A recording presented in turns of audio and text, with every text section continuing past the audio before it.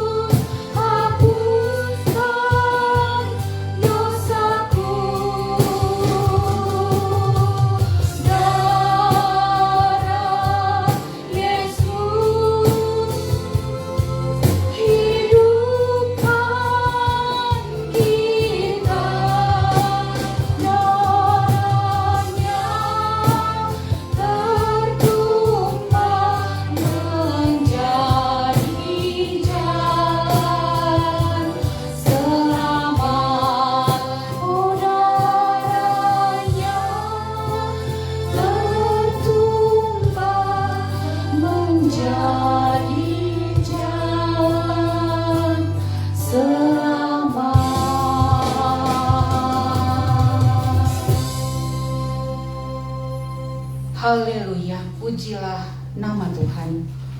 Pujilah, hai hamba-hamba Tuhan. Hai orang-orang yang datang melayani di rumah Tuhan, di pelataran rumah Allah kita. Pujilah Tuhan sebab Tuhan itu baik. Bermazmurlah bagi namanya, sebab nama itu indah. Pertolongan kepada kita adalah di dalam nama Tuhan Allah yang menciptakan langit dan bumi. Turunlah, kiranya atas kita sekalian anugerah dari Allah Bapa, Anak, dan Roh Kudus. Amin. Kita dipersilakan duduk dan kita memuji nama Tuhan. Kasih-Mu tiada duanya. Tidak ada kasih yang kita dapatkan selain kasih-Nya yang luar biasa. Belum pernah ada kasih di dunia. Nomor 6.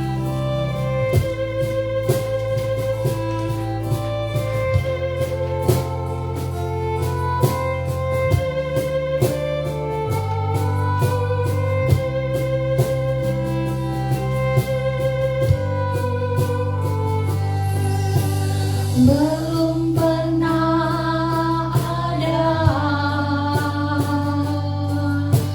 kasih di dunia sanggup menerima diriku apa adanya.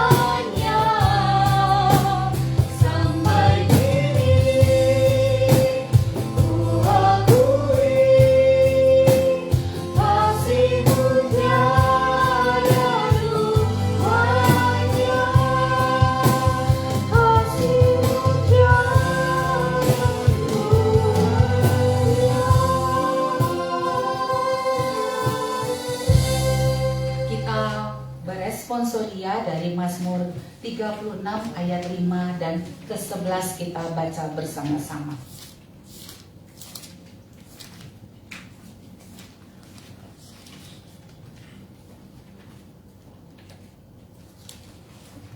Mazmur 36 ayat 5. Kejahatan dirancangkannya di tempat tidurnya. Ia menempatkan dirinya di jalan yang tidak baik. Apa yang jahat tidak ditolaknya. Ya Tuhan, kasih-Mu sampai ke langit, setia-Mu sampai ke awan.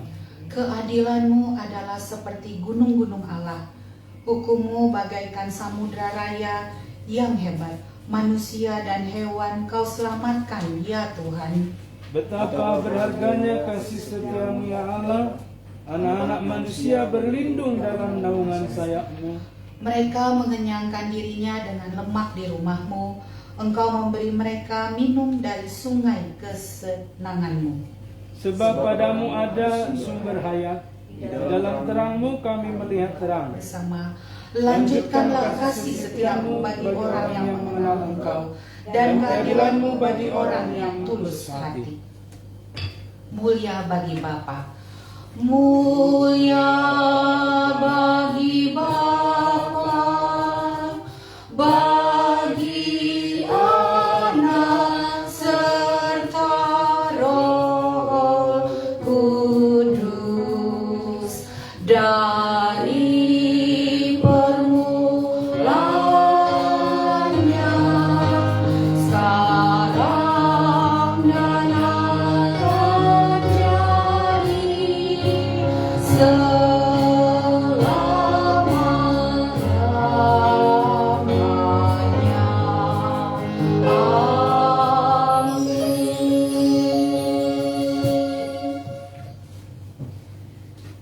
Silakan duduk, kita akan mendengarkan epistel dari Ibrani 9 ayat 11 sampai 15.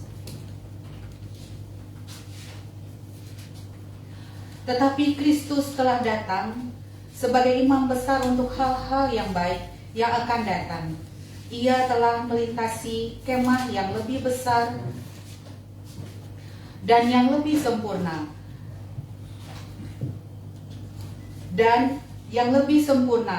yang bukan dibuat oleh tangan manusia, artinya yang tidak termasuk ciptaan ini. Dan ia telah masuk satu kali untuk selama-lamanya ke dalam tempat yang kudus, bukan dengan membawa darahnya, darah domba jantan dan darah anak lembu, tetapi dengan membawa darahnya sendiri.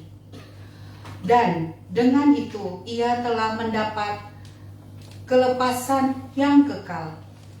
Sebab jika darah domba jantan dan darah lembu jantan dan percikan abu lembu muda menguduskan mereka yang najis, sehingga mereka disucikan secara lahiriah, betapa lebihnya darah Kristus, yang oleh Roh yang kekal telah mempersembahkan dirinya sendiri kepada Allah sebagai persembahan yang tak bercacat, akan menyucikan hati nurani kita dari perbuatan-perbuatan yang sia-sia, supaya kita dapat beribadah kepada Allah yang hidup. Karena itu ia adalah pengantara dari suatu perjanjian yang baru, supaya mereka yang telah terpanggil dapat menerima baptisan kekal yang dijanjikan, bagian kekal yang dijanjikan, sebab ia telah mati untuk menebus pelanggaran-pelanggaran yang telah dilakukan selama perjanjian yang pertama. Berbahagialah setiap orang yang mendengarkan firman Tuhan serta melakukannya dalam kehidupannya sehari-hari. Amin. Kita akan mendengarkan persembahan pujian. Bila tidak ada, mari kita menyanyikan dari NKB 84, Nun di Bukit yang Jauh, halaman 12. Salibnya memanggil kita kepada panggilan yang kudus. Kita nyanyikan dengan hikmat dan sungguh-sungguh bagi Dia yang darahnya tercurah bagi kita.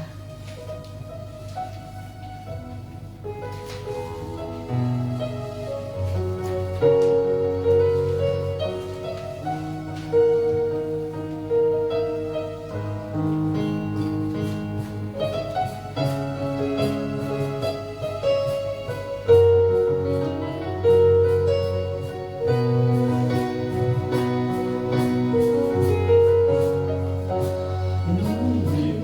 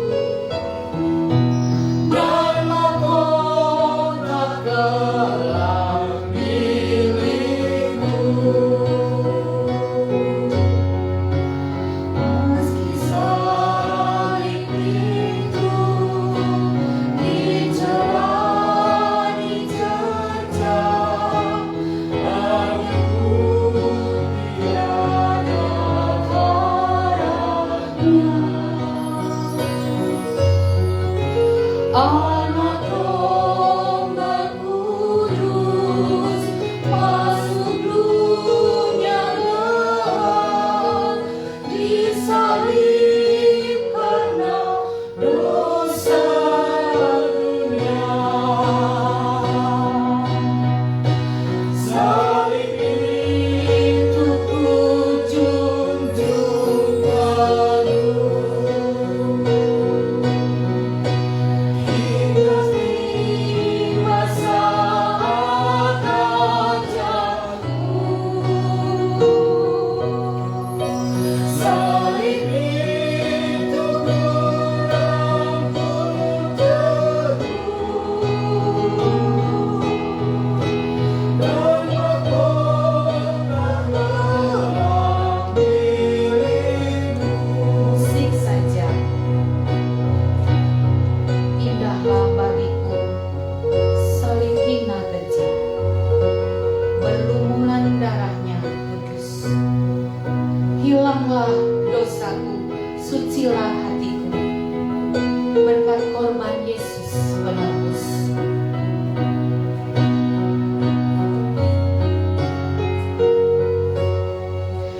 Indah bagiku, salib hina keji, berlumuran darahnya kudus. Hilanglah dosaku, sucilah hatiku, berkat korban Yesus penebus. Salib itu ku junjung penuh hingga tiba saat ajalku. Salib itu ku rangkul teguh dan mahkota telah milikku.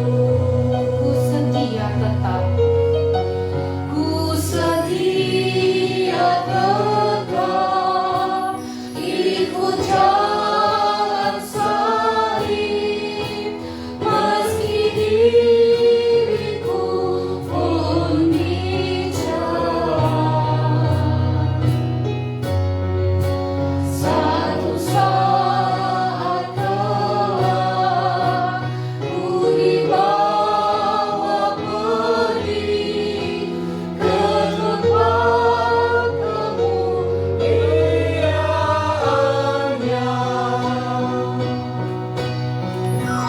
Salib itu ku junjung penuh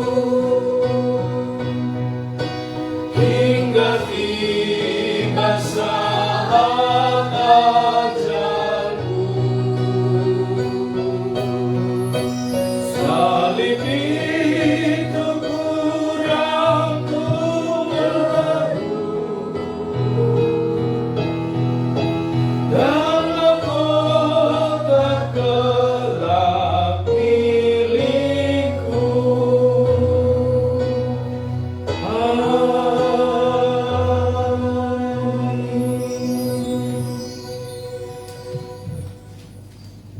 Damai sejahtera Allah yang melampaui akal pikiran kami manusia yang sering dan acap kali jauh dari kehendak-Mu ya Bapa.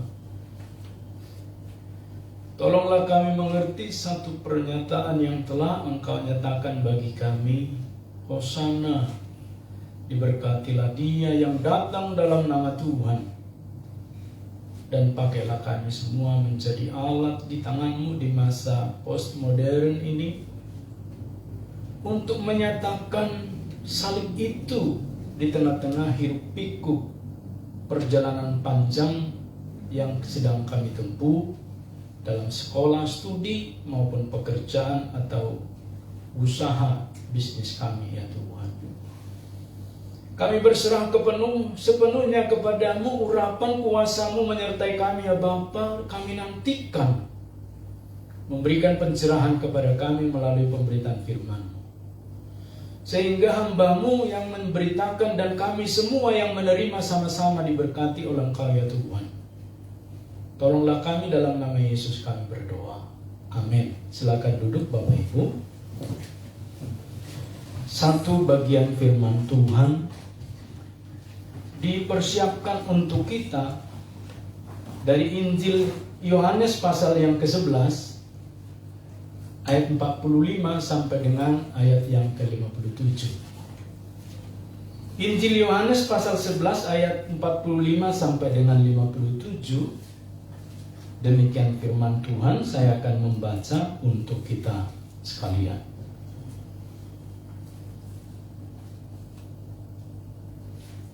Banyak di antara orang-orang Yahudi yang datang melawat Maria yang menyaksikan sendiri apa yang telah dibuat Yesus, percaya kepadanya. Tetapi ada yang pergi kepada orang-orang Farisi dan menceritakan kepada mereka apa yang telah dibuat Yesus itu. Lalu imam-imam kepala dan orang-orang Farisi memanggil mahkamah agama untuk berkumpul dan mereka berkata, apakah yang harus kita buat? Sebab orang itu membuat banyak mujizat. Apabila kita biarkan dia, maka semua orang akan percaya kepadanya, dan orang-orang Roma akan datang dan akan merampas tempat suci kita serta bangsa kita. Tetapi seorang di antara mereka, yaitu Kayafas, imam besar, pada tahun itu berkata kepada mereka, kamu tidak tahu apa-apa, dan kamu tidak insya bahwa lebih baik berguna bagimu jika satu orang mati untuk bangsa kita daripada seluruh bangsa kita ini binasa.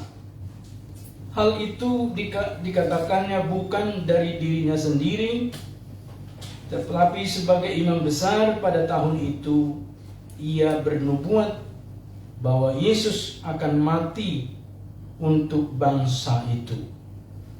Dan bukan untuk bangsa itu saja, tetapi juga untuk mengumpulkan dan mempersatukan anak-anak Allah yang tercerai-berai. Mulai dari hari itu mereka sepakat untuk membunuh dia. Karena itu Yesus tidak tampil lagi di rumah-rumah di antara orang-orang Yahudi. Ia berangkat dari situ ke daerah dekat padang gurun, ke sebuah kota yang bernama Efraim. Dan di situ ia tinggal bersama-sama murid-muridnya. Pada waktu itu hari raya Paskah orang Yahudi sudah dekat, dan banyak orang dari negeri itu berangkat ke Yerusalem untuk menyucikan diri sebelum Paskah itu. Mereka mencari Yesus dan sambil berdiri di dalam bait Allah, mereka berkata seorang kepada yang lain, bagaimana pendapatmu? Apakah akan datang jugakah ia ke pesta? Sementara itu imam-imam besar kepala dan orang-orang Farisi telah memberikan perintah supaya setiap orang yang tahu di mana dia berada memberitahukannya agar mereka dapat menangkapnya.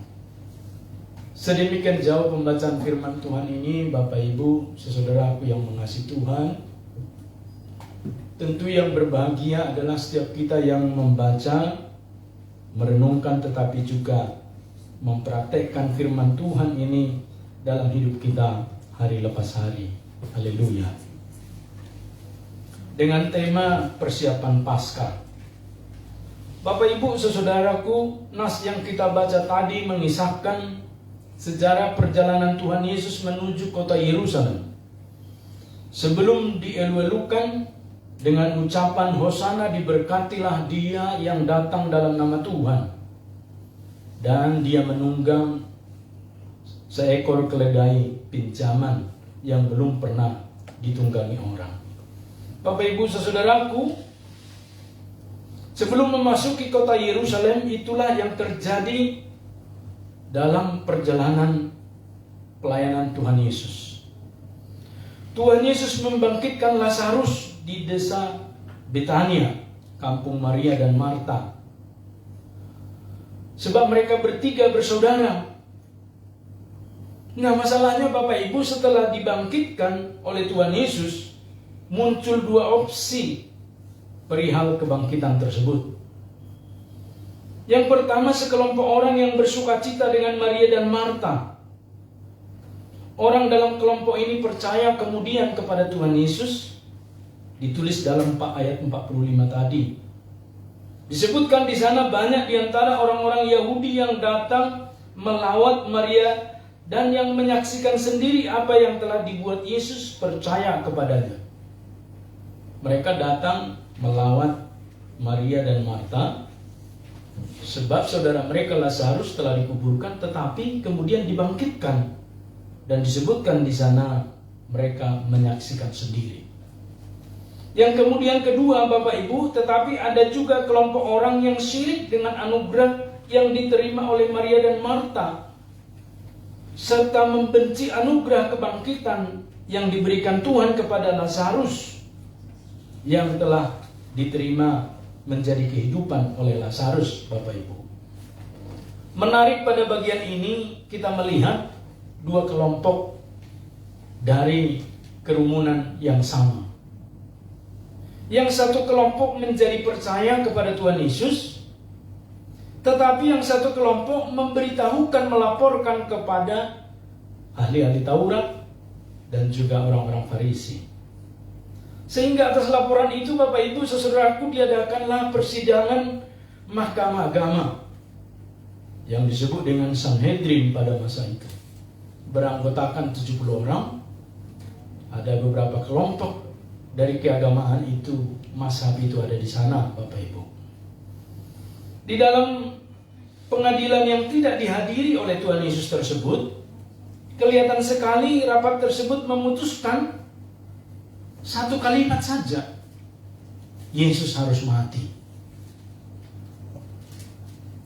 Kalau kita lihat di dalam ayat 48 sampai dengan ayat 53, kelihatan di sana Bapak Ibu, dari setiap perbincangan mereka hanya satu poinnya: Yesus harus mati untuk bangsa itu, dan bukan untuk bangsa itu saja Bapak Ibu, tetapi juga untuk semua orang-orang Yahudi atau bangsa itu yang tercerai-berai.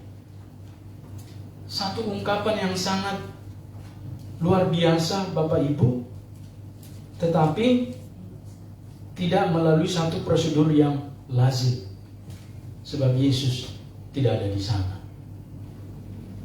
Kembali kepada rapat mahkamah agama tersebut di ayat 48 sampai dengan 53, kita menemukan di sana agenda mereka hanya satu, yaitu menggiring supaya Yesus mengalami kematian. Tentu Bapak Ibu saudaraku, kita bertanya mengapa Yesus harus dimatikan. Dalam perspektif orang-orang Yahudi yang diwakili ahli-ahli Taurat dan orang-orang Farisi ini Bapak Ibu saudaraku, kelihatan sekali bahwa mereka menyebutkan di sana alasannya, apabila kita biarkan Yesus itu, ayat 48, maka semua orang akan percaya kepadanya. Jadi Bapak Ibu saudaraku, di dalam keagamaan itu ternyata ada penghalang supaya orang datang kepada Yesus. Keagamaan itu menghalangi orang untuk datang kepada Yesus. Dan pada bagian ini juga kita lihat di sana bukan saja penghalang, tetapi mereka melihat kekhawatiran tentang objek tempat suci atau tempat beribadah mereka. Dan orang-orang Roma akan datang dan akan merampas tempat suci kita serta bangsa kita. Kekhawatiran mereka hanya pada bagian itu, Bapak Ibu, jangan ada orang percaya kepada Yesus, nanti kita kehilangan pengikut. Yang kedua, jangan sampai tempat suci kita ini nanti kehilangan, tidak ada lagi, dan bangsa kita porak-poranda. Ini kan pikiran-pikiran yang tidak untuk dipakai pada kemuliaan Kristus, Bapak Ibu. Semua pikiran-pikiran seperti ini di dalam nats khotbah kita ini, di dalam amanah teks ini kelihatan sekali sampai hari ini pun tetap terjadi. Orang akan menghalangi banyak orang percaya kepada Tuhan Yesus. Bukan saja orang, tapi banyak benda-benda dan berhala yang menjegal orang tidak sampai kepada Tuhan Yesus. Sehingga di dalam rapat Mahkamah Agama itu memutuskan bahwa Yesus harus mati apapun skenarionya. Dan Bapak Ibu itu melalui 6 kali pemeriksaan, 6 kali persidangan yang melelahkan tentunya dalam tempo 48 jam itu, memperlihatkan bahwa Yesus harus mati. Dan tentu lelah sekali Bapak Ibu. Ketika ditangkap dari Getsemani, dia pertama ditaruh di rumah kepala penjara itu, taruh di bawah tanah. Besok dikeluarkan, disidang, dibawa kepada Pilatus. Dan di sana berkali-kali gonta-ganti kepada Herodes, kepada Pilatus kembali, dan seterusnya. Dan oleh karena Yesus kembali bersahabat Pilatus dan juga Herodes yang selama ini bermusuhan. Oleh karena itu Bapak Ibu saudaraku, mengajarkan kepada kita hari ini melalui amanat khotbah ini bahwa Yesus tahu apa yang telah terjadi tersebut. Tetapi yang menarik, Yesus menyesuaikan visinya dengan keadaan itu. Itulah sebabnya ketika memasuki di dalam Minggu Palma kemarin kita rayakan, Yesus memasuki Yerusalem, dia tidak menghindar, tapi justru menerobos masuk ke dalam maut itu sendiri. Artinya Tuhan Yesus telah menyiapkan diri sebagai domba Paskah yang sejati. Sebab di dalam tradisi orang Yahudi Bapak Ibu, mereka harus menyiapkan domba atau segala persembahan-persembahan Paskah untuk mereka nikmati pada perayaan Paskah itu, yang sempurna tentunya, yang tidak bercacat. Tetapi kita perhatikan di sana, Yesus sendiri telah menyiapkan dirinya, menyesuaikan dengan apa yang telah dikatakan oleh Imam Besar Kayafas. Ini sesuatu yang menarik Bapak Ibu. Sekalipun Kayafas itu merancang dengan kejahatan, Yesus mengikuti rancangan itu untuk kemuliaan dan menundukkan kematian itu sendiri.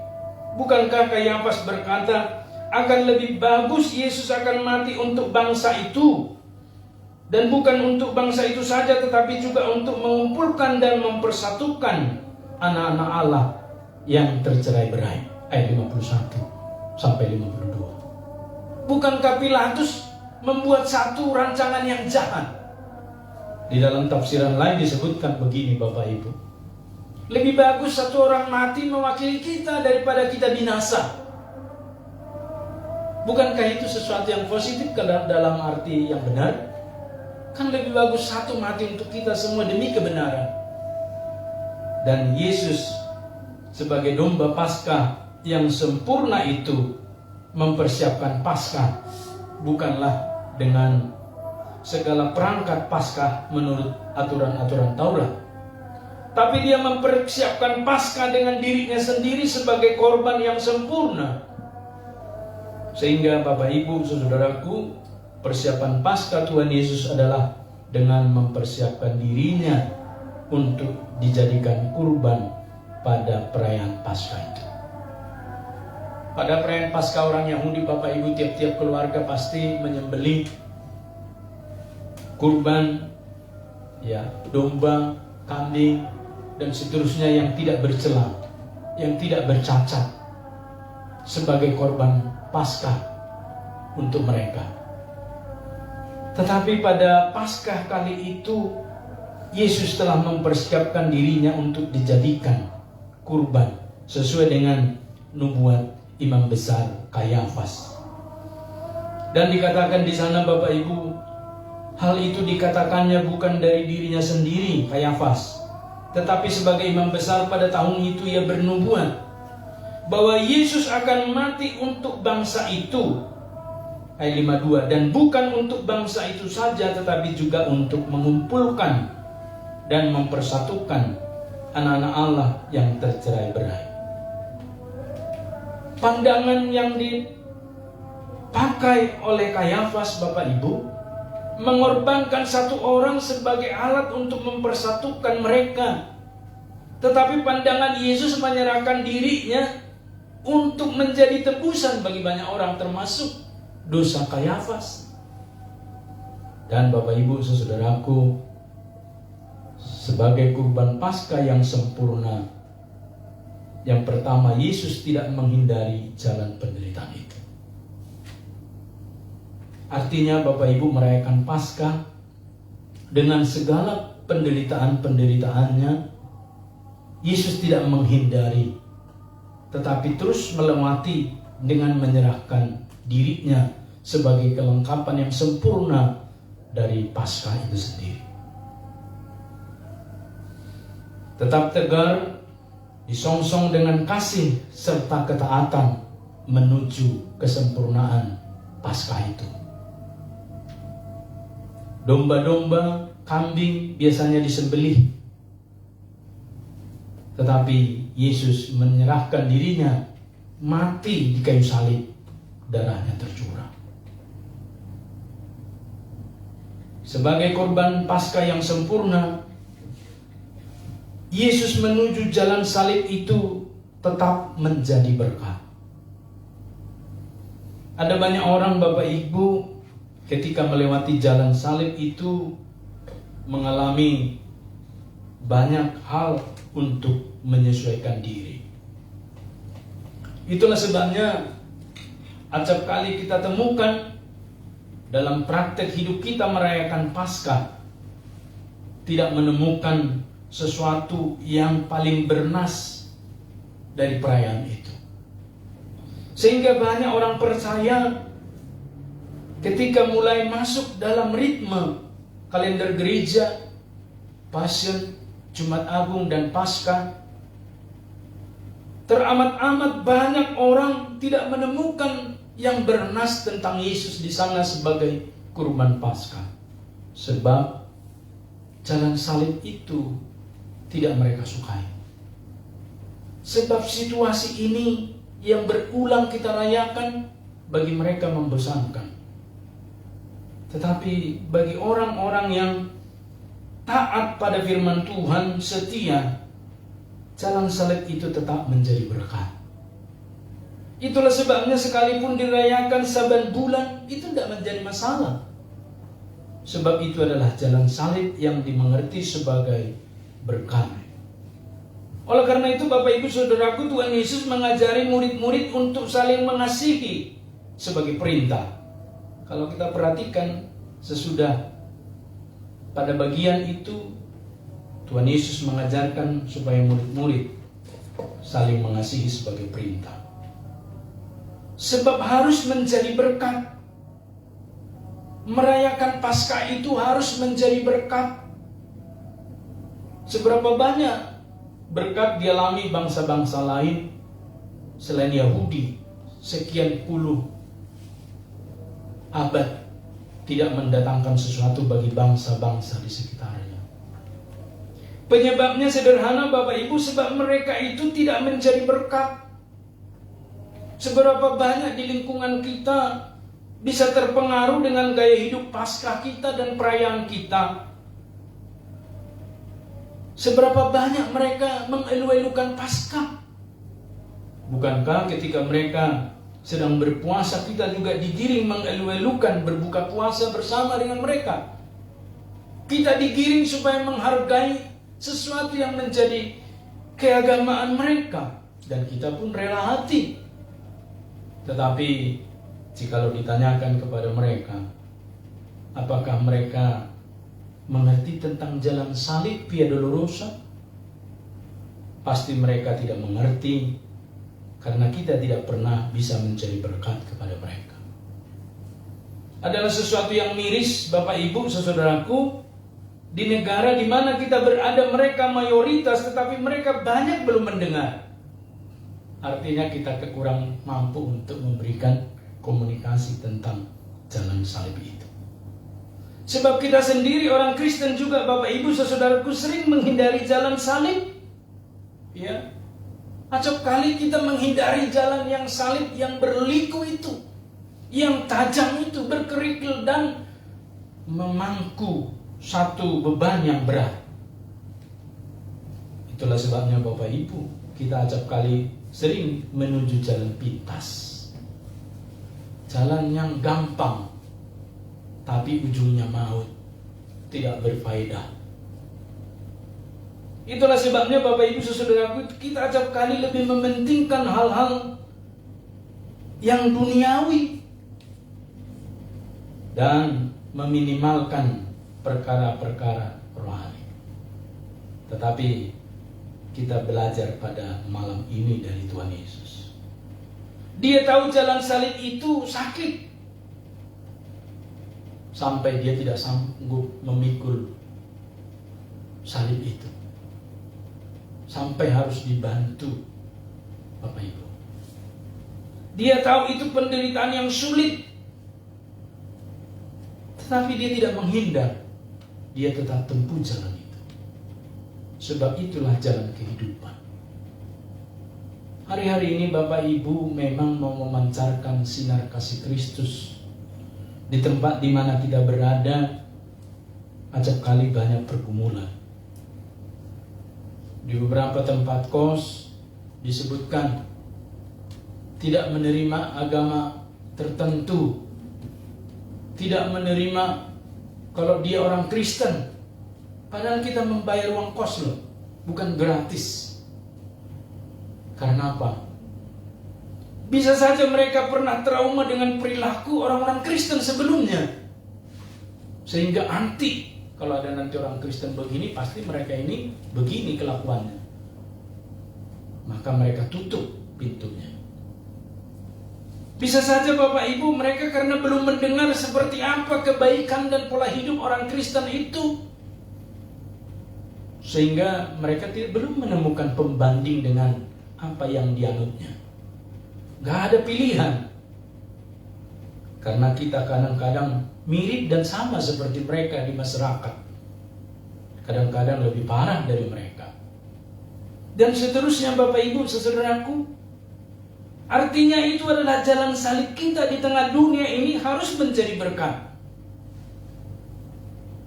Beberapa kesaksian menjelaskan seperti apa cara hidup orang Kristen di tempat kos, kan menjadi mengubah pola pikir dari pemilik kos itu. Kosnya rapi, bersih, dan seterusnya. Sekalipun kita bayar, tapi karena kita orang Kristen untuk dan demi Tuhan kita praktekkan, lakukan. Dibuktikan Bapak Ibu, pada bagian ini Yesus dengan rela membasuh kaki murid-murid.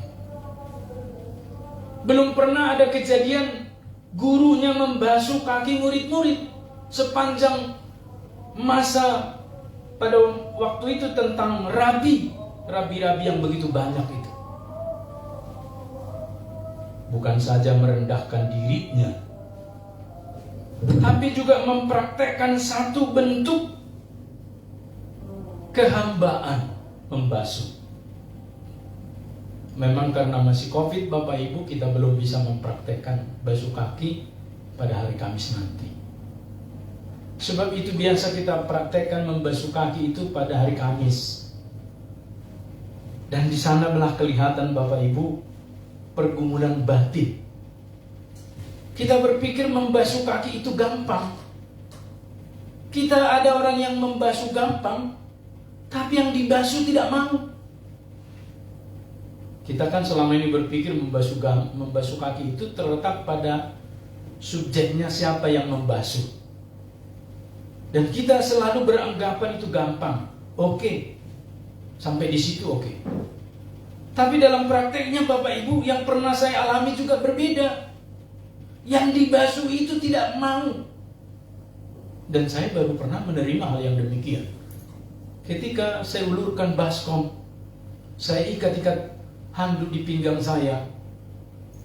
Apa mau saya basuh ya? Jangan sampai terjadi.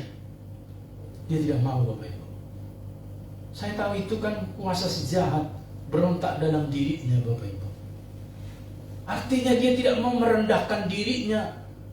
Bukankah untuk menerima berkat itu juga harus rendah hati, Bapak Ibu? Terkadang bukan soal meminta, tapi menerima pun harus rendah hati, Bapak Ibu. Karena ada orang memberi, terus yang diberi tidak mau, kan sama aja, Bapak Ibu. Sesuatu kerendahan hati yang sungguh-sungguh belum diproses Tuhan.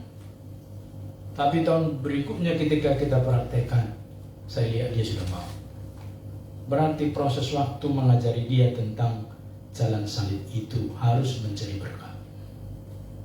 Kalau untuk dibasuh orang sependeta saja kakinya dia tidak mau, Bapak Ibu, konon lagi dia mempraktekkan membasuh orang. Itu poinnya, Bapak Ibu. Dia tidak pernah mau menerima itu nanti supaya bisa saya disuruh mempraktekkan ke orang lain. Artinya merendahkan hati. Itu contoh problem di kehidupan orang-orang Kristen di berbagai tempat. Labelnya saja kita ini haleluya 1000 kali, tetapi dalam prakteknya Bapak Ibu yang sederhana pun susah kita lakukan, yang sekali setahun. Tetapi karena pandemik tidak kita praktekkan, Bapak Ibu, panitia belum praktekkan. Tapi tahun-tahun berikut kita akan praktekkan saling membasuh kaki. Nanti kita lihat, Bapak Ibu, kerendahan hati seseorang. Memang ada yang sambil tertawa cekikikan. Ketika dibasuh itu seperti bermain-main anak kecil yang sedang bermain cipluk-cipluk air di situ. Ada yang seperti itu. Tetapi ada yang menangis, Bapak Ibu. Ketika dibasuh kakinya, dia hanya menuraikan air mata. Tetapi ada juga yang mengucap syukur dan memegang kepala orang yang membasuh kakinya. Tuhan berkatilah saudaraku ini. Lebih rohani lagi, Bapak Ibu.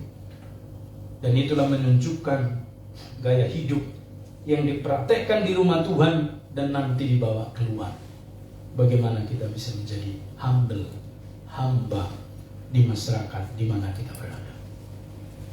Itulah sebabnya jangan heran di masyarakat di mana kita berada hari ini, Bapak Ibu, apa yang dipraktekkan Tuhan Yesus ini seperti gong yang berkumandang.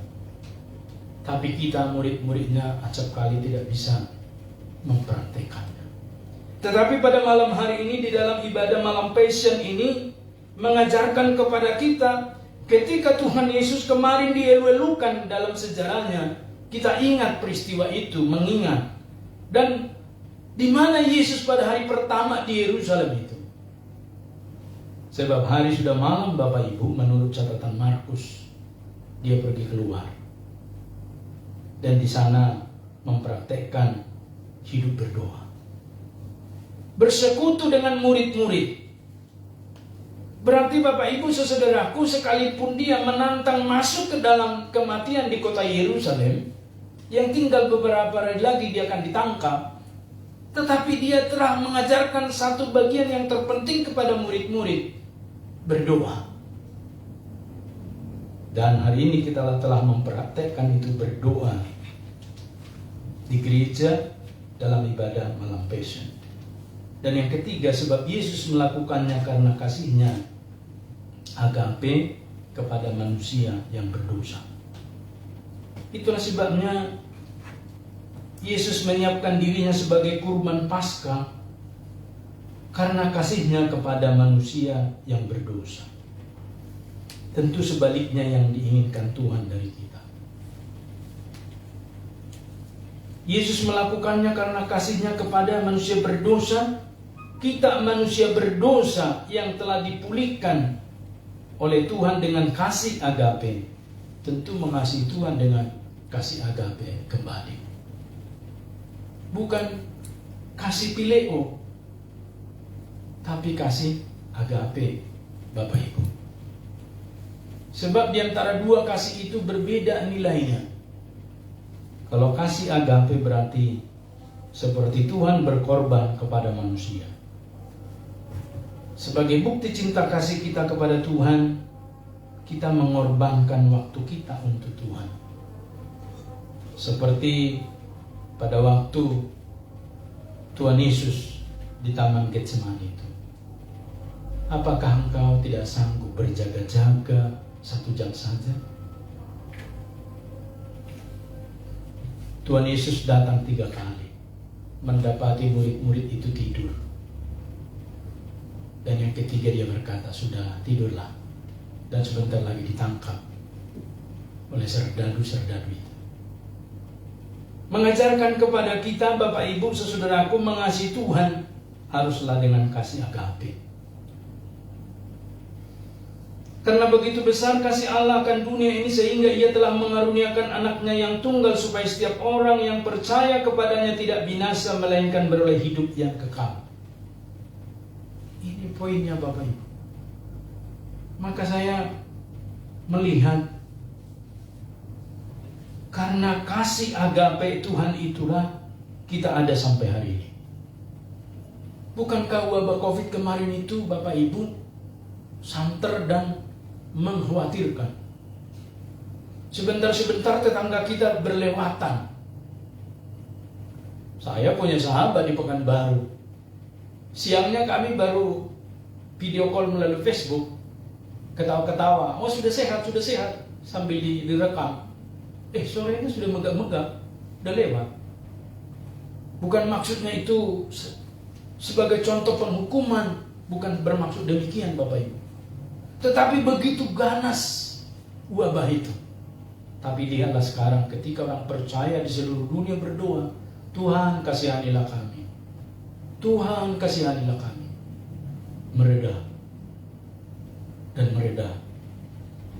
Dan di antara kita semua selamat, bukan? Ketika tidak ada satu pun anggota keluarga kami yang kena, saya selalu katakan kepada mereka, rajin-rajinlah berdoa. Rajin-rajinlah beribadah. Bukankah kita telah diluputkan? Apalagi yang mau kita persembahkan pada Tuhan? Bukankah kemarahan itu mengkhawatirkan semuanya? Itu pun bagian daripada kasih Tuhan kepada kita, kasih agape. Amin, Bapak Ibu. Siapakah kita? Bicara kesehatan, emang kita lebih sehat? Bicara tentang gen, apa gen kita? Gen yang lebih jago. Bicara tentang higienis dan kesehatan, protokol kesehatan, prokes, kita paling lalai. Saya acap kali, apakah saya pakai masker di mulut, apa sampai hidung? Acap kali saya lupa juga semprot-semprot tangan, dan seterusnya. Tapi jikalau Tuhan memproteksi, itu karena anugerah semata. Itulah sebabnya Bapak Ibu tidak ada alasan bagi kita untuk tidak membalas kasih-Nya. Harusnya setelah pandemik ini menurun, Bapak Ibu, maka terjadilah kebangkitan rohani umat Kristen. Dan gereja-gereja mestinya penuh hari-hari ini. Keran gereja kan sudah dibuka, Bapak Ibu. Di kampung kami kemarin waktu COVID itu saya telepon, wah ganas, si anu meninggal. Kami takut, ke ladang pun takut. Bayangin Bapak Ibu, gak ada orang di ladang pun takut dia ke situ. Tapi ketika diluputkan Tuhan, apa yang terjadi? Gereja tetap kosong. Saya bilang, kadang-kadang Tuhan memakai penyakit loh untuk mencambuk kita. Maka hayu hari Minggu ini ke gereja. Maka hayu hari berikutnya kalian persekutuan doa. Jangan fokus dengan yang gak perlu-perlu amat. Itu perlu tapi tidak amat, Bapak Ibu. Itu sebabnya mengajarkan kita keseimbangan hidup, membalas kasih daripada Tuhan Yesus itu. Dan di dalam Ibrani 9 ayat 11 sampai dengan 14 saya tutup demikian, Bapak Ibu. Tetapi Kristus telah datang sebagai imam besar untuk hal-hal yang baik yang akan datang. Ia telah melintasi kemah yang lebih besar dan yang lebih sempurna, yang bukan dibuat oleh tangan manusia, artinya yang tidak termasuk ciptaan ini. Dan ia telah masuk satu kali untuk selama-lamanya ke dalam tempat yang kudus, bukan dengan membawa darah domba jantan dan darah anak lembu, tetapi dengan membawa darahnya sendiri, dan dengan itu ia telah mendapat kelepasan yang kekal.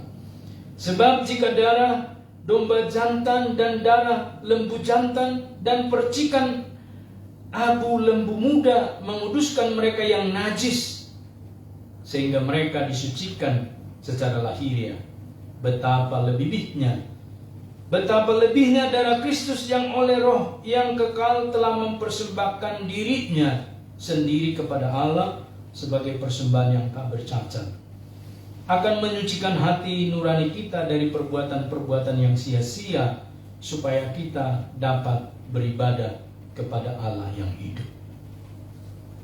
Yesus telah menjembatani kita dengan memberi dirinya sebagai persembahan Paskah. Mari Bapak Ibu, persiapkanlah Paskah ini bagi kita yang sudah ditebus oleh Tuhan. Ikutilah jalan salib itu. Jangan sesekali menghindari jalan salib dalam hidup kita dengan menempuh jalan yang gampang, apalagi jalan yang gampangan. Tempuhlah jalan salib itu sekalipun berkerikil tajam, onak duri, dan penuh dengan rintangan naik turun seperti terjalnya tanjakan. Lewati. Kaki kita mungkin berdarah-darah, tapi ingatlah, Yesus telah terlebih dahulu mati di kayu salib mengucurkan darah untuk kita. Apapun yang terjadi itu adalah jalan salib yang kita tempuh dengan seizin Tuhan. Pun demikian, kalau sampai kita berdarah-darah, mengalami pergumulan yang hebat, dalam kesulitan dan penderitaan, tetaplah menjadi berkat. Bukan mesti ketika kita berkelebihan kita bisa menjadi berkat, Bapak Ibu. Saya lupa kesaksian siapa di kelas meeting kemarin. Uang saya tinggal 20.000, tapi karena ada orang meminta, katanya demi ibadah agama sebelah, saya kasih. Dia berpikir tidak bisa makan malam, karena udah habis uangnya. Apalagi beli minuman untuk seperti Aqua. Tapi tidak lama kemudian ayahnya menelpon, sudah saya transfer ya nak. Bukankah ini cara Tuhan, Bapak Ibu? Jangan berhenti berbuat baik, menjadi berkat. Yang ketiga, hiduplah dalam kasih agape, kasih yang berkorban. Kasih agape itu bukan kasih yang take and give. Kau beri ini, ya saya beri itu, kasih pilih, oh Bapak Ibu. Tapi kalau kasih agape sekalipun dia tidak memberi, sanggup memberi, kita tetap beri. Amin Bapak Ibu. Saya yakin jika kita praktekkan ini, mereka akan melihat di sekitar kita. Kami pernah dipinjamin orang. Pak, pinjam dong sekian. Uang tinggal sekian, tinggal selembar warna merah, tinggal 100.000. Dia mau minjam segitu lagi. Kira-kira dikasih nggak Bapak Ibu? Kasih, tidak masalah. Besoknya lancar aja kita.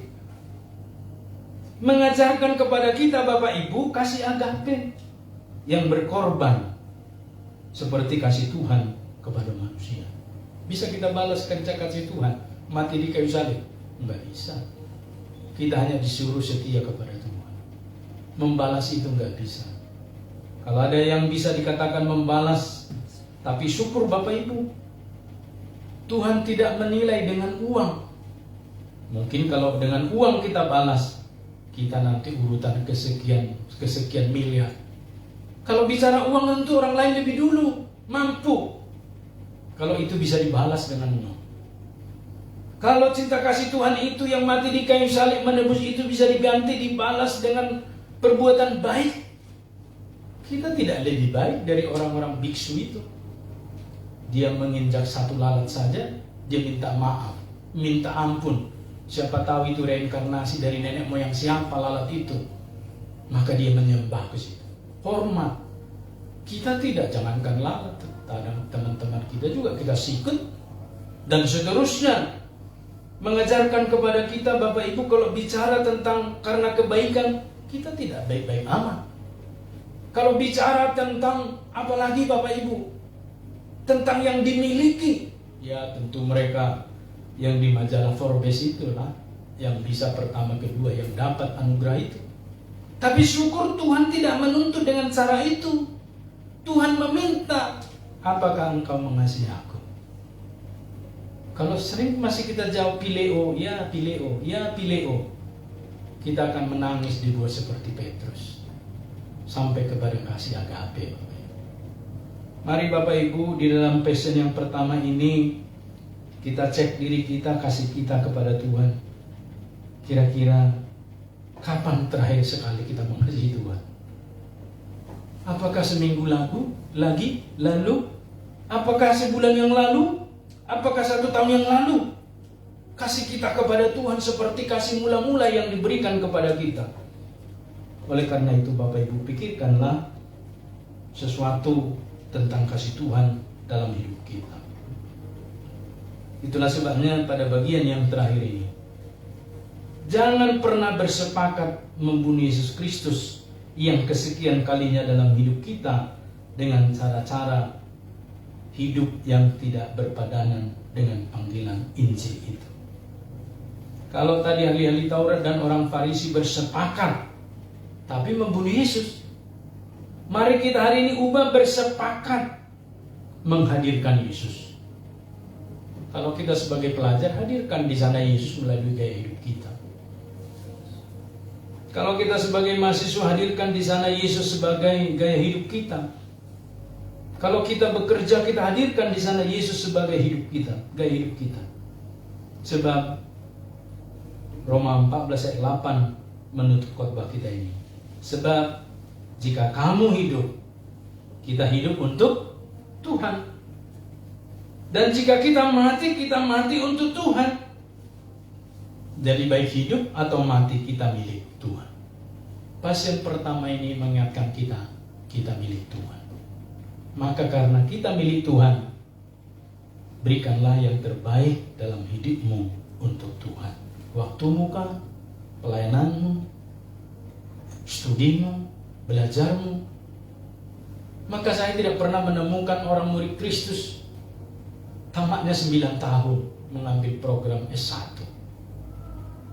Langsung saya sebut, berarti kau malas ke gereja. Betul.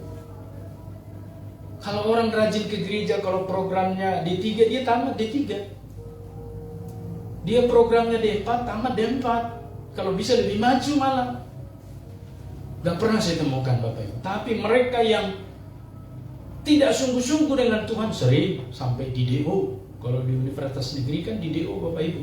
Saudara ya, ada drop out lewat sekian semester DO. Maka selalu saya ingatkan, jangan sampai nilai kita ada E atau D. Nanti ditanya orang, kau ibadah di mana? Di Metodis. Apa aja yang kau kerjain di Metodis hari Minggu? Ke gereja. Hari Senin persekutuan, Selasa doa, Rabu komsel, Kamis dan seterusnya di gereja terus. Pantaslah kau nilainya D, kata orang. Akhirnya orang, marilah kita nggak usah ke gereja. Akhirnya memberi kesaksian jelek Bapak Ibu. Tapi justru di gereja lah orang-orang yang tercerdas, orang pintar dan seterusnya. Harvard University contohnya didirikan oleh mereka-mereka yang takut akan Tuhan. Jadi nggak pernah di sana tesnya menghafal Alkitab seperti gagasan tetangga sebelah. Jago menghafal kitab mereka, bisa masuk universitas, fakultas kedokteran. Apa hubungannya? Harvard University tidak pernah tesnya Alkitab. Tapi semua hormat dan taat menghargai otoritas Alkitab, firman Tuhan.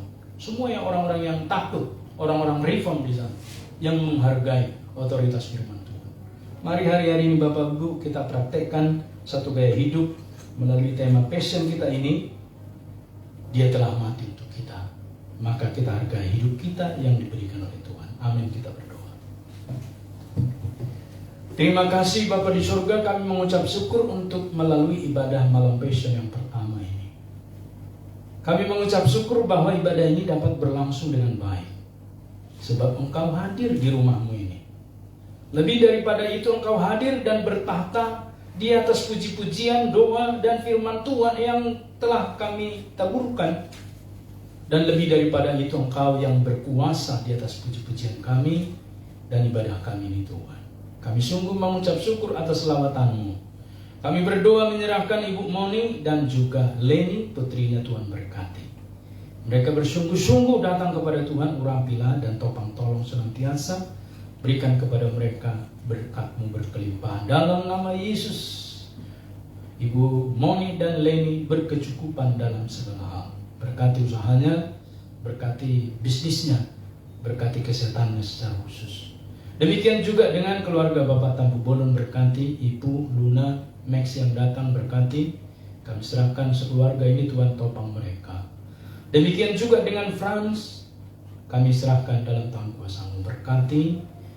Yohanes juga kami serahkan, Tuani, Christian, dan kami sungguh menyerahkan dalam tangan kuasa-Mu saudara kami ini. Topanglah mereka Tuhan senantiasa. Berkatilah mereka, baik sebagai pengurus gereja maupun sebagai mahasiswa.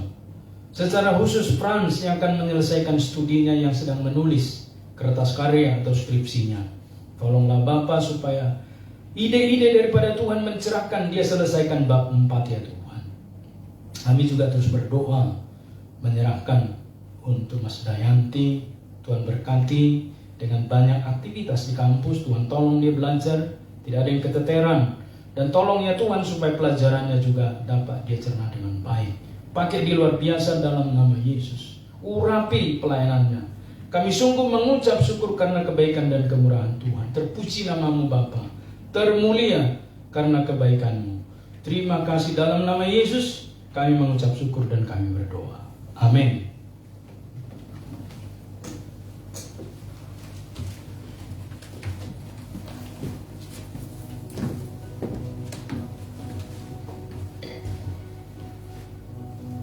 Terima kasih untuk hamba-Nya yang sudah memberitakan firman Tuhan untuk kita lakukan, kita ingat di dalam kehidupan kita sehari-hari.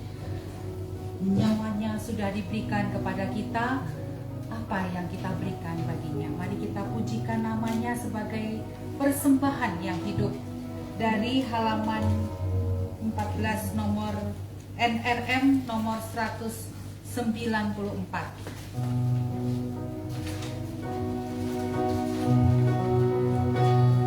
Dari nas firman Tuhan Mazmur 96 ayat 8. Berilah kepada Tuhan kemuliaan namanya, bawalah persembahan dan masuklah ke pelatarannya. Ada boleh tangan?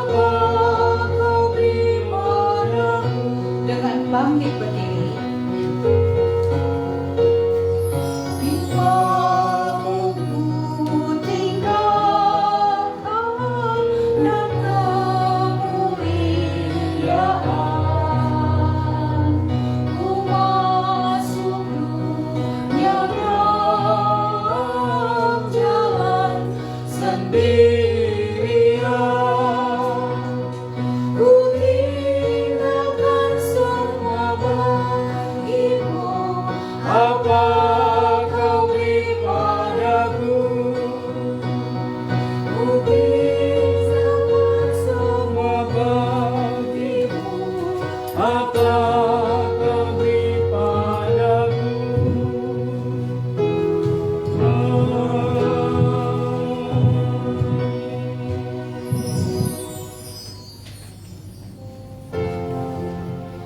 Mohon Tuhan memberkati persembahan kami ini,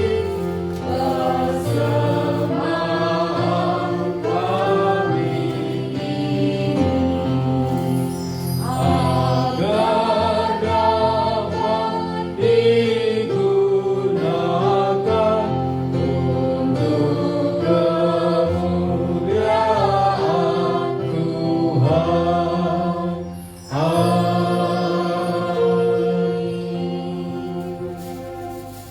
Bapa di surga, terimalah persembahan yang kami kumpulkan pada malam ini di dalam ibadah malam Passion untuk kas gereja dan untuk UKP pendeta pensiun. Engkau memberkati menolong ya Tuhan persembahan kami ini sehingga menjadi alat di tangan-Mu untuk memberkati hamba-hamba Tuhan kami yang pensiun. Kami menyerahkan dalam tangan kuasa-Mu, Tuhan memberkati setiap tangan yang menyerahkan persembahan ini. Berkatilah dalam keluarga, rumah tangga dan pekerjaan mereka. Berkati juga Tuhan dalam setiap aktivitas mereka dan berikan kesehatan yang terbaik. Kami berdoa dan menyerahkan untuk Passion yang kedua, besok, ketiga, keempat, dan Jumat Agung, serta Pasca Subuh. Kami berdoa Tuhan memberkati semua rangkaian acara yang dipersiapkan panitia. Tuhan tolonglah mereka mempersiapkan yang terbaik. Dan kami berdoa buat jemaat, tolonglah mereka juga memberikan panggilan Kristus yang bergema itu, supaya mereka boleh bersekutu bersama dengan kami dalam satu keluarga GMI Immanuel Banjarmasin. Berkati segala cuaca, berkati segala keamanan, berkati segala hal, sehingga kami dalam keadaan sehat ya Tuhan. Kami berterima kasih karena pertolongan dan kuasa-Mu atas kami semua ya Bapa. Kami teringat bangsa dan negara kami berkati, khususnya hari ini dapat berlangsung baik dan tertib. Segala aksi-aksi yang dilakukan mahasiswa, tambahkan kepada mereka hikmat, supaya mereka mengerti apa yang mereka kerjakan dan lakukan. Khususnya untuk perkumpulan, perhimpunan orang-orang Kristen, berkati juga Tuhan menjadi sarana di tangan-Mu menyuarakan kebenaran di negara kami ini. Kami menyerahkan pemerintahan kami untuk Presiden Jokowi, berkati dengan kesehatan bersama dengan kabinet, dan semua unsur-unsur pemerintah dari pusat ke daerah. Dan kami terus berdoa agar kuasa Tuhan menolong sehingga pemerintahan ini berlangsung dengan baik dan lancar, terutama dalam pemindahan ibu kota negara ke Kalimantan Timur.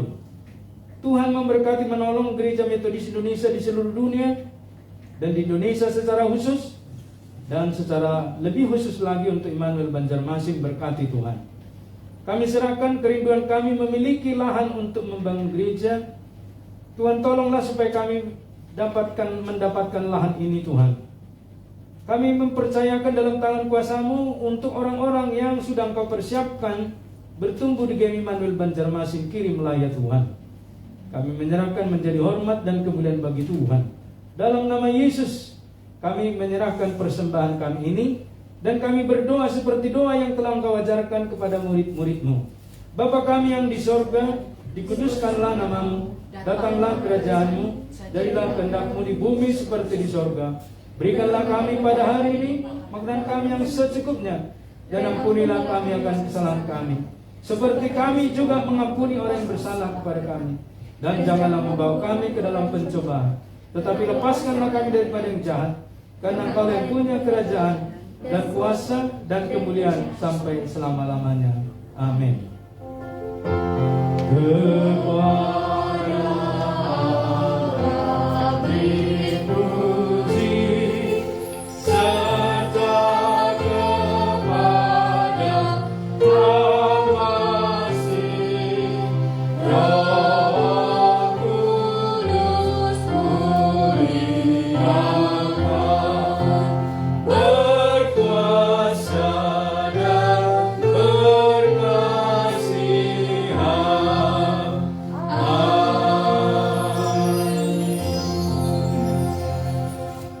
Tenangkanlah hatimu dan terimalah berkat Tuhan. Tuhan memberkati engkau dan melindungi engkau. Tuhan menyinari engkau dengan wajahnya dan memberi engkau kasih karunia. Tuhan menghadapkan wajahnya kepadamu dan memberi engkau damai sejahtera dari sekarang, besok, bahkan sampai selama-lamanya. Sampai Yesus datang kedua kalinya. Amin. Amin. Amin.